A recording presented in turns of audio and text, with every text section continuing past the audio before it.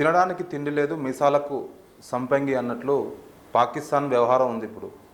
So వాళ్ళ స్వదేశంలోనే ఆర్థిక వ్యవస్థ కుప్పకూలిపోయింది, స్టాక్ మార్కెట్ కుప్పకూలిపోయింది, తినడానికి తిండి లేదు, పాల ప్యాకెట్ కొట్టమంటే 100 రూపాయలు, పెట్రోల్ కొందామంటే 200 రూపాయలు, బియ్యం కొందామంటే కిలో 500 రూపాయలు. సో వాళ్ళ ఆర్థిక వ్యవస్థ ఇది. కానీ బయటికి మాత్రం మేము యుద్ధం చేస్తాం, భారత్ని ఓడిస్తాం, భారత్పై యుద్ధం చేస్తాం అంటూ కవింపు చర్యలకు పాల్పడుతూ ఉంది.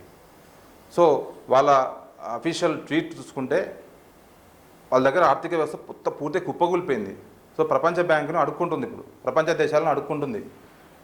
మేము పూర్తిగా నిస్సహాయ స్థితిలో ఉన్నాము, మా ఆర్థికంగా మొత్తం లాస్ అయ్యాము, స్టాక్ మార్కెట్ కుప్పకూలిపోయింది, మాకు ప్రపంచ దేశాలు సాయం చేయండి, భారతదేశం మా మీద దాడి చేస్తుంది, మేము ఏం చేయలేని పరిస్థితిలో ఉన్నామంటూ ప్రపంచ దేశాలకు వరల్డ్ బ్యాంకుకి అడుక్కుంటా ఉంది.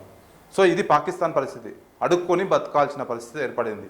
సో ఎందుకు భారత్ పైన యుద్ధం చేయాలి, భారత్ పైన కవింపు చర్యలకు పాల్పడాలి, వాళ్ళ ముష్కరులను జమ్మూ కాశ్మీర్లోకి పంపించి ఎందుకు వాళ్ళకి ట్రైనింగ్ ఇవ్వాలి, అక్కడ ఇచ్చి భారత్ పైన ఎందుకు దాడి చేయాలని పాల్పడి అక్కడ ఉన్న మన భారతీయులను దాదాపు 26 మందిని పుట్టబెట్టుకున్నారు.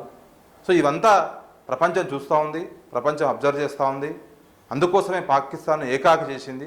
సో ప్రపంచ బ్యాంకు కూడా ఇప్పుడు సహాయం చేసే పరిస్థితి లేదు. సో ప్రపంచ బ్యాంకు గతంలో చాలా పాకిస్తాన్కు సహాయం చేసింది, కానీ ఇప్పుడున్న పరిస్థితిలో ప్రపంచ బ్యాంకు కానీ అటు అమెరికా పెద్దన్న పాత్ర వహిస్తున్న అమెరికా కూడా చూస్తూ ఉండిపోతారు తప్ప పాకిస్తాన్కి హెల్ప్ చేసే ఏ దేశం కానీ వరల్డ్ బ్యాంక్ కానీ ఎవరూ లేరు.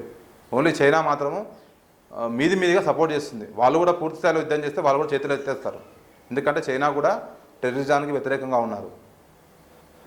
చూస్తూనే ఉండండి సోషల్ పోస్ట్, షేర్ చేయండి, లైక్ చేయండి.